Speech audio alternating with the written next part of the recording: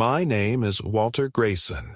I am 76 years old, and I live alone in a modest, red brick bungalow just outside Milwaukee, Wisconsin.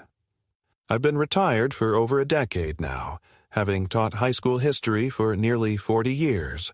The house is quiet most days, quieter than it used to be when Martha was still alive.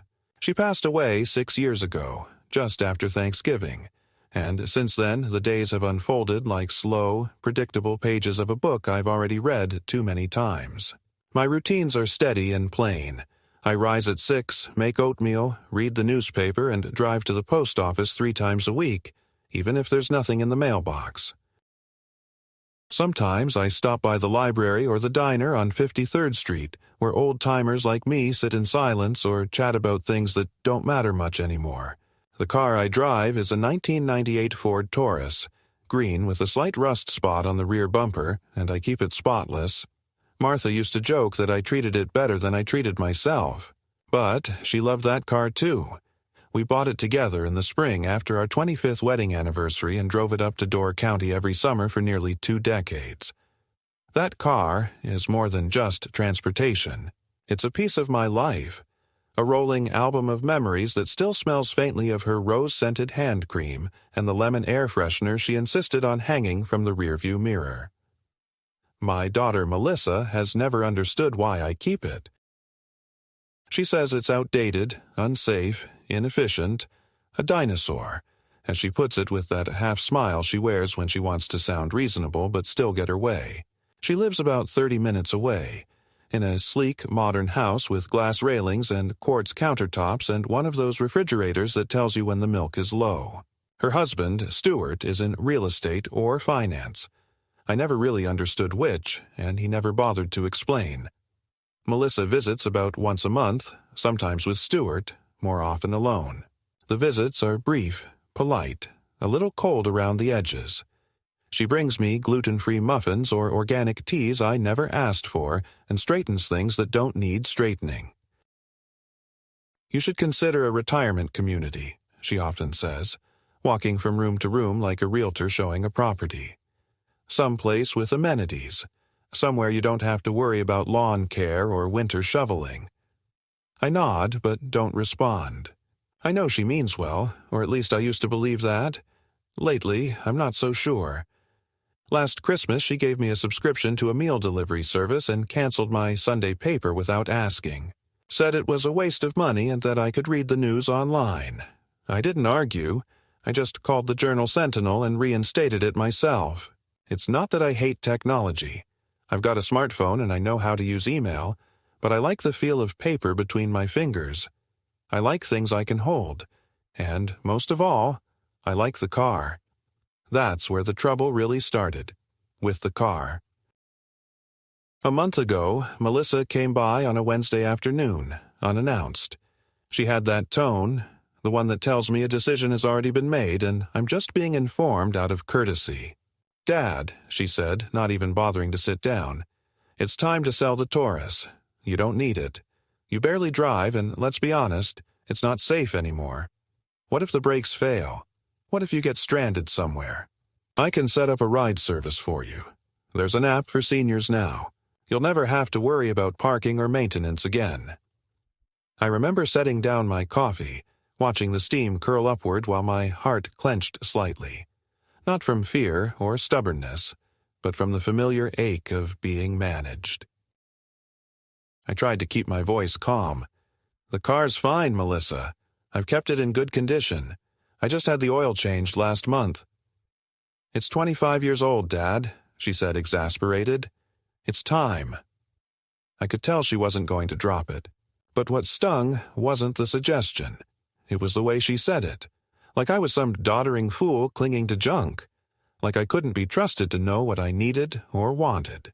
That night, I sat in the garage for nearly an hour, just staring at the Taurus. I ran my hand along the steering wheel, opened the glove compartment where Martha kept peppermints, pressed the radio button to hear the static buzz before it clicked into the classical station we used to listen to.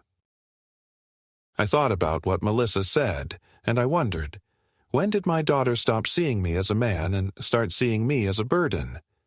I wasn't always alone. Martha and I raised Melissa in this house. I built her a treehouse in the backyard when she was 8, and every summer I patched it up so she could play safely. We grilled on the patio, argued about curfews, watched her graduate from high school in the same auditorium where I once lectured on the Civil War. There were good years, chaotic years, hard years, but we were a family. Melissa used to call me Daddy in that sweet, breathy voice, especially when she wanted something. Somewhere along the line, that Daddy vanished.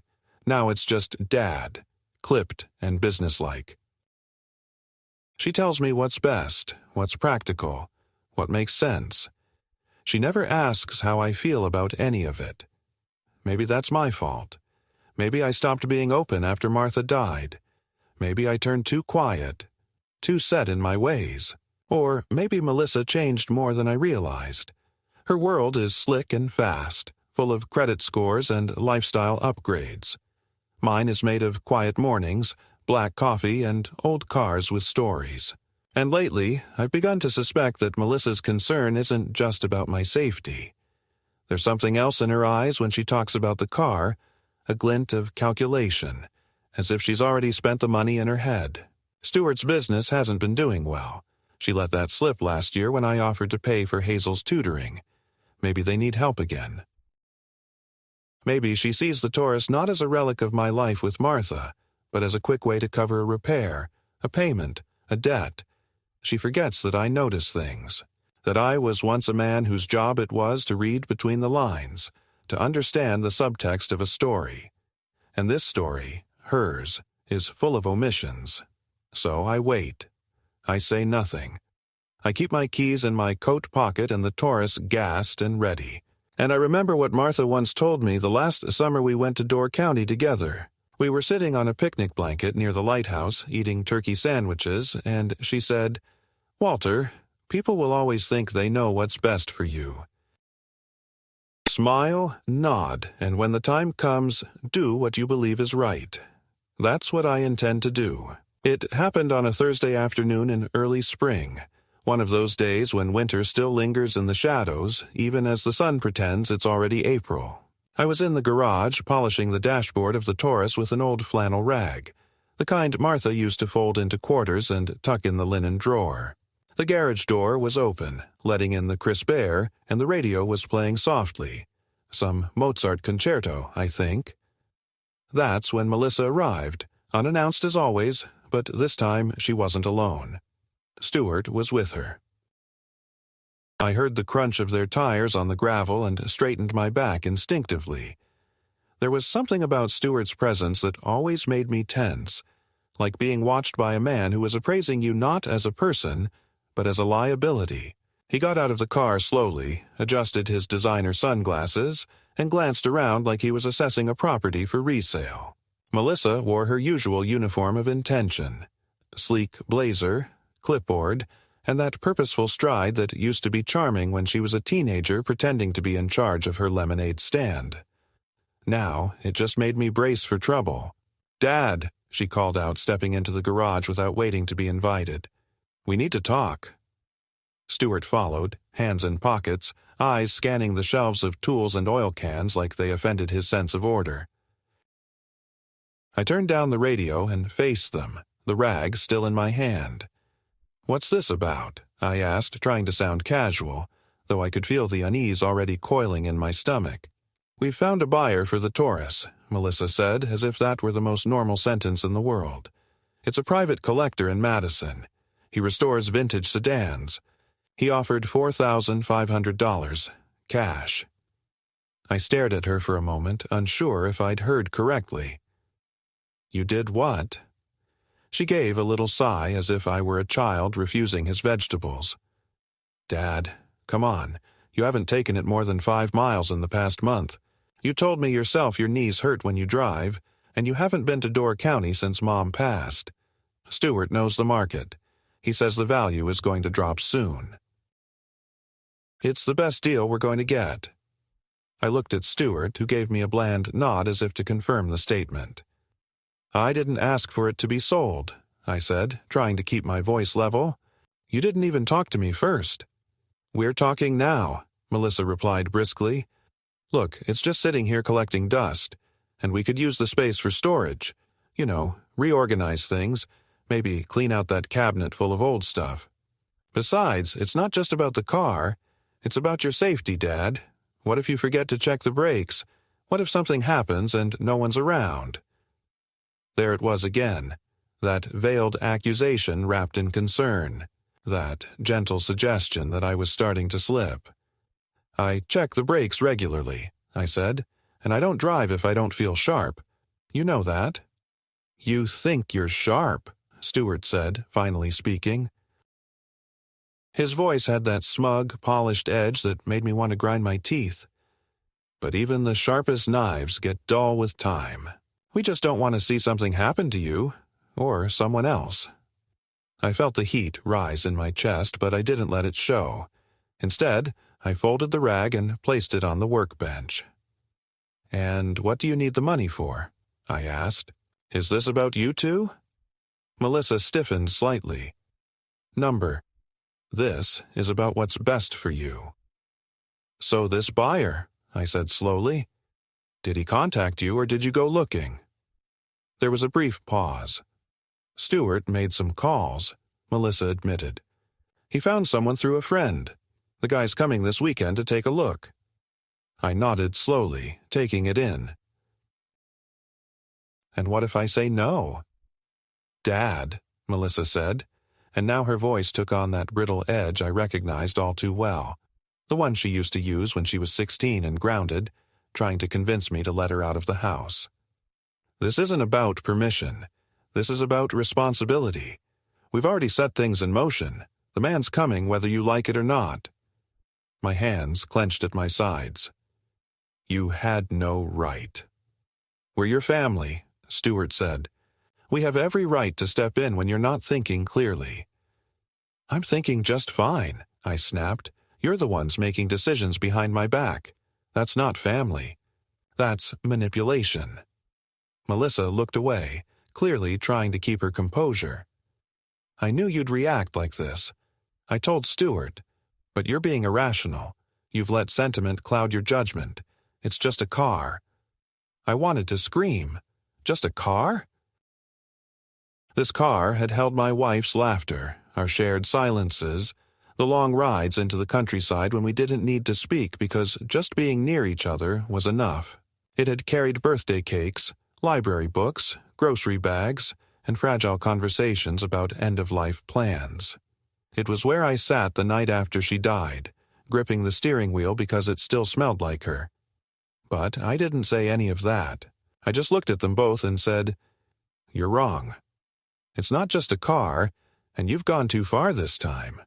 "You'll see," Melissa said tightly. "You'll thank us later." They left without further discussion, and I stood there in the garage for a long time after their car disappeared down the street. The silence rang louder than any argument. I felt something shift inside me then, a small but undeniable crack in whatever remained of our trust. They hadn't just crossed a line, they'd stomped over it, waving their good intentions like a flag. And for the first time in years, I felt not sadness, not disappointment, but a flicker of something sharper, something closer to resolve. I didn't sleep that night. I sat at the kitchen table with the overhead light off, the small lamp by the window casting just enough glow for me to see the chipped surface of the formica and the faded newspaper I didn't even bother to open. My thoughts moved in circles, slower than they used to, but no less sharp. I kept hearing Melissa's voice, calm, composed, patronizing, saying, "You'll thank us later," as if I were a stubborn toddler refusing his medicine. I kept seeing Stuart's smug look, his designer sunglasses tucked in his collar like a trophy, his hands in his pockets as if everything around him was beneath his attention. There was no warmth in that garage meeting, no affection, no attempt to understand. Just a decision already made, handed to me like a dismissal. I kept turning the same thing over in my mind. They had found a buyer for my car without even asking if I wanted to sell it. They didn't just presume I'd agree. They assumed they could do it regardless. That wasn't concern. That was control. And I couldn't ignore it anymore. The next morning, I went into the garage early. The Taurus sat there, gleaming in the soft light like a stubborn relic from a more honest time. I ran my hand along the hood, opened the door, and slipped into the driver's seat. Everything smelled like it always had: leather, dust, a trace of Martha's old floral air freshener. I closed my eyes and listened to the quiet. Then I pulled the keys from the ignition slot and dropped them into my coat pocket. I wasn't going to let them take it. Not like this. Later that day, I called my mechanic, Sal, the one I'd gone to for over 20 years. I told him I wanted the car inspected top to bottom. Tires, brakes, fluids, everything. He said to bring it in on Monday. I said I'd be there. I didn't tell Melissa. On Sunday, Melissa showed up again. Alone this time. I heard her knock, and when I opened the door, she didn't bother with pleasantries. "The buyer's coming at 2, she said, checking her phone like she was late for a meeting. "He's bringing a tow truck in case you don't want to drive it." "You haven't changed your mind, have you?" I looked at her and said, "I already told you. This car isn't for sale." She blinked at me as if I'd spoken a foreign language. "Dad, we talked about this." "No," I said calmly. "You talked. I listened. I said no. And I meant it." Her jaw tightened. "Please don't make a scene. He's already on the road. Then you'd better call him and tell him to turn around." She stepped inside without being invited, pacing into the living room, standing stiff in front of the fireplace like an interrogator. "This is irrational. You don't need the car. You don't even go anywhere. You can't even walk to the end of the block without limping." "I go where I need to," I replied. "And when I can't, I'll decide what to do. Not you." She scoffed and pulled out her phone. "You're being difficult for no reason. You're not thinking clearly. Maybe we need to talk about power of attorney." That hit me like a slap. I'd known it was coming. I'd felt it coming. But to hear her say it aloud like a threat made something twist deep inside me. "Excuse me?" I asked, voice low. She didn't look up from her screen. "There's a process. If you're showing signs of cognitive decline, the court can appoint someone to help manage your affairs. It's not uncommon." I felt my hands tighten at my sides. "You mean you'd take me to court? Have me declared incompetent because I won't give you what you want?" "No," she said quickly. "Of course not. I'm just saying, if you can't make safe decisions, someone has to step in. For your own protection." "My protection?" I echoed, bitter. "You mean to protect me from myself? From mistakes? From forgetting things? From hurting yourself or others?" I could hardly believe what I was hearing. "So, that's what you've decided. I'm senile. Is that what you've been telling people?" She didn't answer, but her silence was damning. "I've made mistakes, sure," I continued. "I forget things. Names, phone numbers. But I haven't forgotten who I am.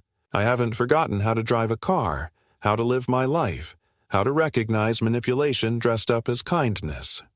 She sighed and put her phone away. "Fine. Keep the car. Just know that if something happens, it's on you." She stormed out and slammed the door hard enough to rattle the clock on the mantel. That night, I didn't sleep either. I kept thinking about what she said, about power of attorney, about taking control.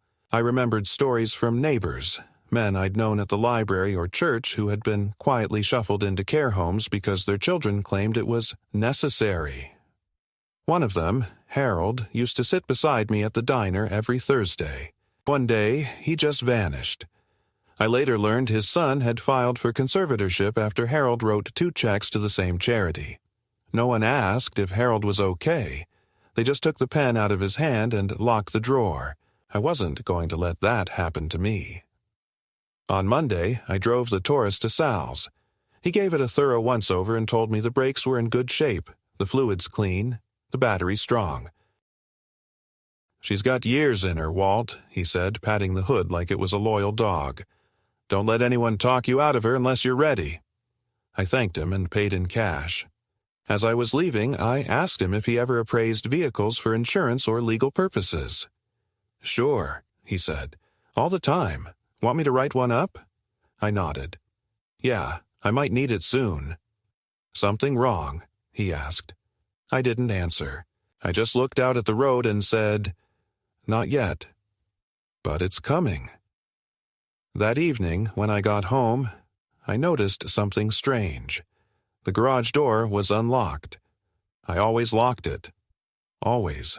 Inside, the car was untouched, but the drawers where I kept my documents had clearly been opened. My registration papers were out of order. The title folder was upside down. Nothing missing, but everything slightly disturbed, like someone had rifled through them and left in a hurry. I sat down at the workbench and stared at the drawers for a long time.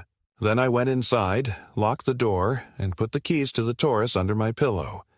The next morning, I made a decision. I wasn't going to just wait for them to come for the car. I wasn't going to let them frame me as confused, forgetful, or dangerous. I had to protect what was mine, my memories, my dignity, and my freedom to decide how the final years of my life would unfold. And if that meant fighting back in ways they didn't expect, so be it. The days that followed the confrontation with Melissa were filled with a strange tension that seemed to stretch and thicken the air around me, making even the simplest moments feel heavy with unspoken threats. I kept a close eye on the Taurus, parking it farther from the house whenever I could, and locking the garage door twice, sometimes thrice, to guard against unseen intrusions. Despite the precautions, the feeling of invasion lingered, like shadows creeping along the walls after dark. Then, one afternoon, the unexpected happened. I was sitting in the living room, nursing a cup of black coffee and flipping through a photo album from my younger days, when the phone rang. I didn't recognize the number, but something made me answer. On the other end was a woman's voice, calm and professional, introducing herself as Sarah, a paralegal from a local law firm. She said she was calling on behalf of a client who claimed to have partial ownership rights to a property connected to me. I was confused and asked for clarification. It turned out that Melissa and Stuart had taken steps behind my back to transfer ownership of their second car, the sleek black Lexus they used for daily drives, into a joint title that included my name. The explanation Sarah offered was that this was done to protect the asset from potential financial troubles they were facing, but it also meant that legally I was now a co-owner. At first, the news felt like a surprise wrapped in irony. Here I was, being told I had a stake in a vehicle I'd hardly seen, while they insisted on selling my beloved Taurus. After the call, I sat quietly for a long time, letting the information settle. If I was a co-owner, that meant I had rights I hadn't known I still held, and with those rights came possibilities. I realized that I could, if I chose, take control in a way I never thought I would. Over the next few days, I dug through old papers and made several calls to the Department of Motor Vehicles to understand the legal implications. I learned that as a co-owner, I could potentially sell my share or even petition to have the cars sold, with proceeds divided accordingly. It was a complicated process, involving notifications and waiting periods, but it was within my reach. Meanwhile, Melissa's calls became less frequent, though the silence between us grew colder. Stuart avoided any conversation I tried to start, and I felt increasingly like a spectator in my own life. Then came the moment that truly shifted everything. I received a letter from the DMV confirming that my claim to co-ownership was valid, and that I had the right to submit paperwork to sell the Lexus if I wished, provided proper procedures were followed. It was like finding a lifeline tossed into stormy seas. With renewed determination, I contacted an old friend from the neighborhood who now worked as a real estate agent, hoping to find someone who might help me with the sale. We spoke about the process, the paperwork, the potential buyers. The idea of selling their car, their possession, felt like a quiet but potent act of reclaiming my agency. At the same time, I arranged for an appraisal of the Taurus to have a clear understanding of its value. I was surprised when the mechanic's estimate came back higher than I expected. It seemed that my careful maintenance had preserved the car better than I imagined. This gave me a strange satisfaction, Proof that some things, even in a world that seemed to be pushing me out, still held their worth. I kept this information to myself, reluctant to give Melissa and Stuart any more ammunition. But the deeper realization was that this wasn't just about cars or money anymore. It was about respect, about being seen as a person with rights and choices, even when others wanted to deny them. One evening, while sitting on the porch watching the sun set behind the distant trees, I thought about the path that had brought me here. From a warm family with Martha and Melissa, to this fractured, strained existence where love had been replaced by power plays and silent resentments. The sting of betrayal was real, but so was the flicker of hope, the hope that I could still stand up for myself, that I could rewrite the narrative that had long been dictated by others. I wasn't sure what the future held, but for the first time in months I felt a quiet courage settle in my chest. The fight was far from over, but I was no longer alone. I had allies in my own history, in the law, and in the unbroken will to keep living life on my own terms. This middle point was not an end, but a crossroads. And as I sat there watching the sky turn from gold to violet, I made a silent promise to myself. I would not be pushed aside quietly. I would reclaim what was mine, piece by piece, and maybe, just maybe, find some peace in the process. The following weeks unfolded like a slow-moving storm, not in the form of crashing thunder or lightning strikes, but in the quiet pressure of heavy clouds gathering above and the sense of something inevitable approaching. I could feel it in my bones, in the stiffness of my joints, and in the tone of Melissa's increasingly infrequent phone calls, which shifted from strained pleasantries to abrupt interrogations that made it clear she suspected I was up to something. Her voice, once merely dismissive, had begun to sharpen with an edge of barely concealed impatience, as though the very act of maintaining civility had become an exhausting burden. I didn't respond to her questions about the Taurus. I offered no updates on my activities and dodged inquiries about my finances. I had learned, slowly but thoroughly, that any information I offered would be used against me. Not in court, perhaps, but in the courtroom of family manipulation, where every small admission could be twisted into proof of frailty, of unreliability, of fading judgment. One Friday afternoon, I received a letter, not from Melissa this time, but from a law office in downtown Milwaukee. I recognized the firm's name from a billboard near the highway, one of those ads promising aggressive representation and swift justice. The letter was brief, clinical, and unmistakably strategic. It stated that a petition had been filed for a medical competency evaluation regarding my mental state, citing concerns expressed by immediate family members regarding recent erratic behavior, poor judgment in personal affairs, and an increasing pattern of confusion and memory lapses. I read it 3 times before setting it down on the table. My hands weren't shaking, but I could feel a pulse in my fingertips that reminded me of the way Martha used to press her palm against mine when she sensed I was holding something in. For a long time I sat there staring out the window, the letter beside my untouched coffee, the sun slanting across the linoleum floor in gold lines that cut through the quiet like razors. I wasn't surprised, but I was wounded. There was a distinct cruelty in the formal tone of that letter, in the language that reduced me to a liability. It didn't matter that I had paid off my mortgage, kept my records in order, filed my taxes on time, remembered every birthday, and stocked my pantry with labels facing forward. To Melissa and Stuart, those things no longer mattered.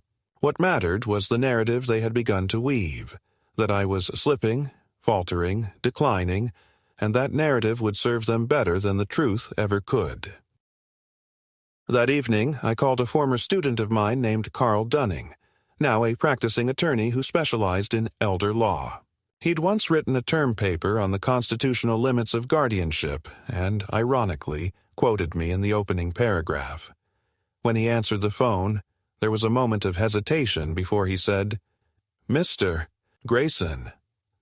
I told him about the letter, and by the time I finished, he was already offering to represent me pro bono, saying, "You were the first person who taught me to see the law as something more than rules. You taught me it was about protecting people who couldn't speak loudly enough for themselves. We scheduled an in-person meeting for the next Monday. Meanwhile, I prepared a folder of every document I could find: property records, car titles, bank statements, tax filings, medical records, and a printed email thread with Melissa from the past 2 years.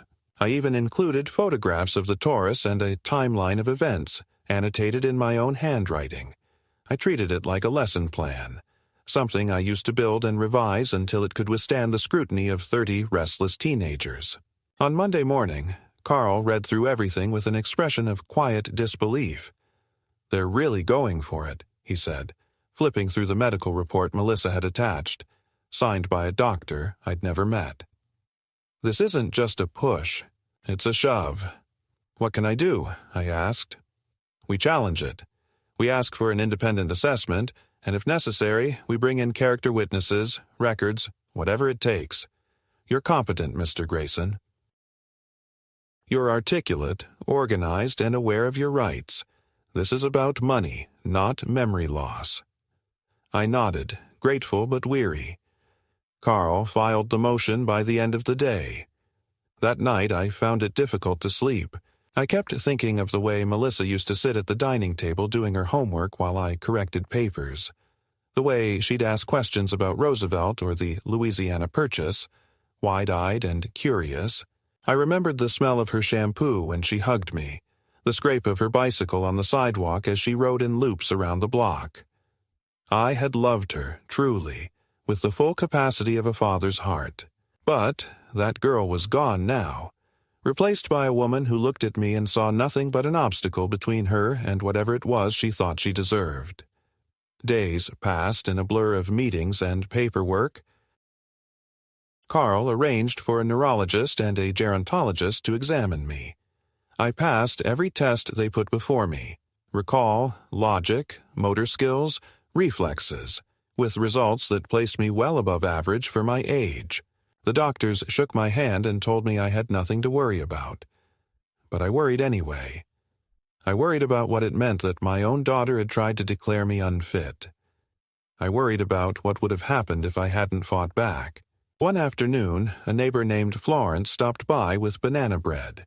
She was in her 70s, too, a widow who lived down the street, and we sometimes talked about weather and television over the fence. That day, she looked uneasy. "Melissa came by," she said after a pause. "Said you were struggling, that maybe you needed help. She asked if I'd noticed anything odd."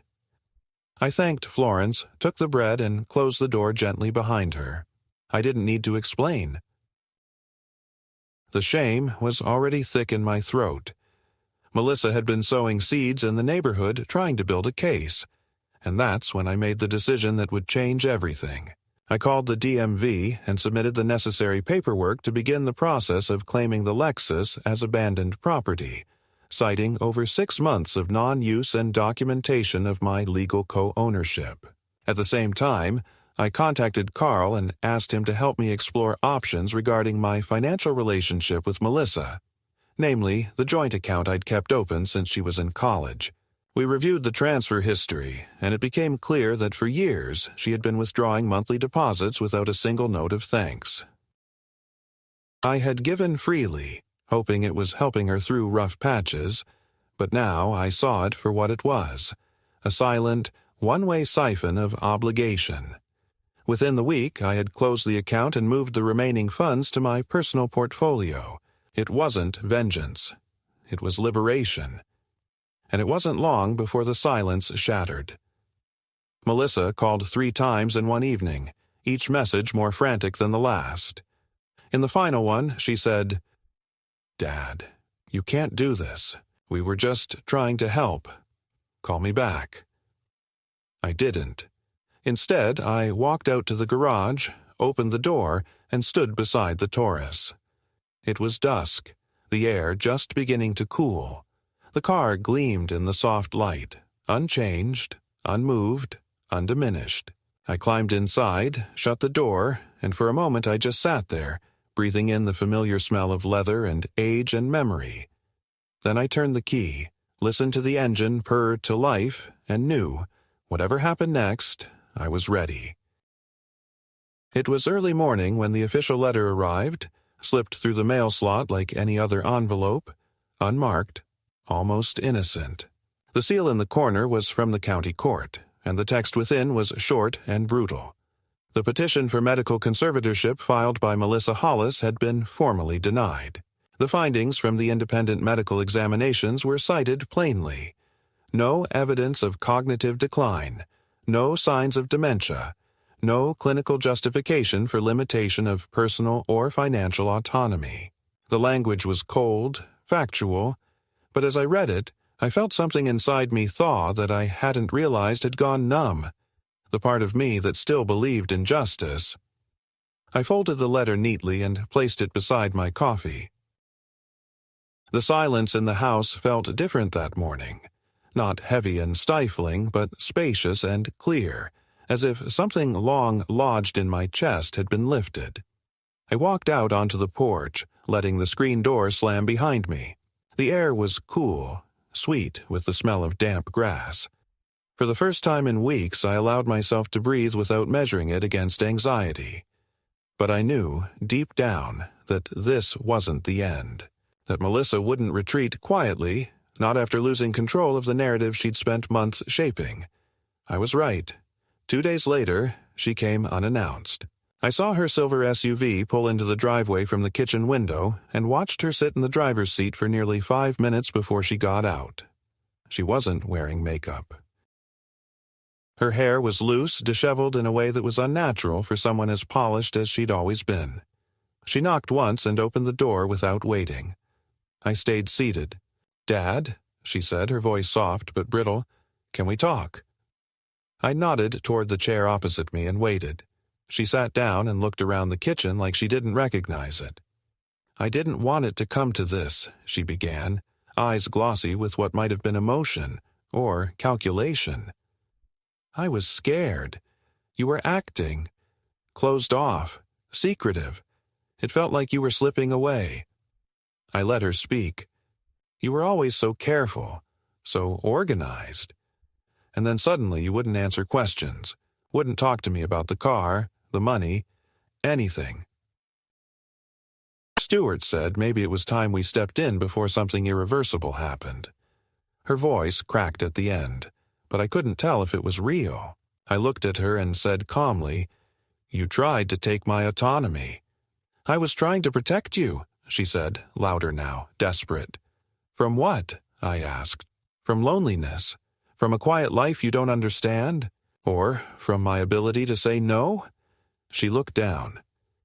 "You don't know how hard things have been for us. Stuart lost a major client. Hazel's tuition doubled. We were drowning. I thought maybe if we just took the pressure off you, just for a while." "You mean took control," I interrupted. "Not helped. Took." She didn't deny it. "We thought you wouldn't notice," she said finally. "That you'd fade gently." The honesty of it stung more than any lie. I stared at her for a long moment, then stood up and walked to the drawer where I kept a folder with copies of every legal step I'd taken. The closed joint account, the DMV's decision granting me the right to sell the Lexus as abandoned property, the pending listing on the Taurus I'd submitted to a classic car dealer in Chicago. I laid them in front of her. She didn't touch them, but her eyes moved rapidly across each page. "You're selling everything?" she asked. "What do you need the money for?" "I don't," I said, "but I don't want you to think you can get it." Her face twisted. Shame, fury, grief, I couldn't tell. "We're your family." "Were," I said. "You were? A long time ago." I saw something collapse in her shoulders, but I didn't offer comfort. It was too late for that. She stood up without another word, gathered her purse, and walked to the door. At the threshold, she turned and looked at me one last time. "You're going to die alone, Dad?" "We all do," I replied, "but some of us live first." And then she left. I didn't follow her. I didn't watch her drive away. I just sat back down, picked up my coffee, and took a long, slow sip. It was cold. I didn't care. That night, I opened the garage and stood before the Taurus one last time. I opened the trunk and laid inside the folder of documents, the registration, the appraisal. In the morning, I'd be driving it to Chicago. It would fetch a good price, more than it was worth in dollars. It was the final gesture in a long, bitter play, one I hadn't asked to star in but had chosen not to exit quietly. I turned off the garage light, closed the door, and walked back into the house. The only sound was the steady ticking of the wall clock, and in that moment, it was the most beautiful music I'd heard in years. The Taurus was gone by the end of the week. I watched it roll away on the back of a flatbed, its green paint still catching the morning light with quiet dignity, the same way it had the day Martha and I drove it off the lot. I didn't wave. I didn't film it. I didn't even lock the gate behind the truck. I just stood there for a long time in the middle of the driveway, letting the silence settle around me like snowfall. There was no ceremony, no one to witness it but me, and that felt right. That car had carried decades of memories. Birthdays, quiet drives to the countryside, grocery trips with laughter that still echoed in the back seat. But I had finally accepted that memories don't live in machines. They live in us. And I was still here. With the sale finalized, the funds quietly transferred, and every trace of joint ownership unraveled, I took the next step I'd long postponed. I moved. I didn't tell Melissa. I didn't send a forwarding address. I left the keys to the house with a lawyer and arranged for the property to be handled discreetly. I found a small apartment on the edge of a park, a quiet corner unit with wide windows and a soft western light that warmed the living room in the late afternoon. The neighbors kept to themselves, and no one knew my name. I liked it that way. I bought new furniture. Simple, practical, mine. I put up one framed photo of Martha, the one where she's squinting into the sun, holding her hat with both hands, laughing without trying. I kept the rest of the photos in a box, not out of denial, but to remind myself that I had more future than I once believed. Some nights, I'd sit by the window with a book and lose track of the hours. Other nights, I'd just listen to the birds outside and let the stillness anchor me. There was no anger anymore, no bubbling resentment. What had happened with Melissa was not a wound I intended to nurse forever. It was a scar now, healed over but visible. Something I carried not with shame, but with clarity. She had made her choice, and I had made mine. A month after the move, I got a call from an unknown number. I didn't answer. A few minutes later, there was a voicemail from Hazel, my granddaughter. Her voice was soft, hesitant, unsteady. "Hi, Grandpa. I heard what happened. I'm sorry. I didn't know. Mom didn't tell us anything.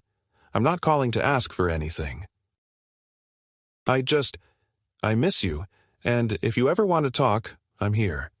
I listened to the message 3 times. I didn't call back. Not yet. I wasn't ready. But I saved the number. I kept it written on a small slip of paper tucked behind Martha's photo, where I could find it when the time came. Because maybe, someday, I would call. Maybe there was something left in that direction worth walking toward. But not today. Today was mine. I brewed a pot of tea, opened the window, and let the light in.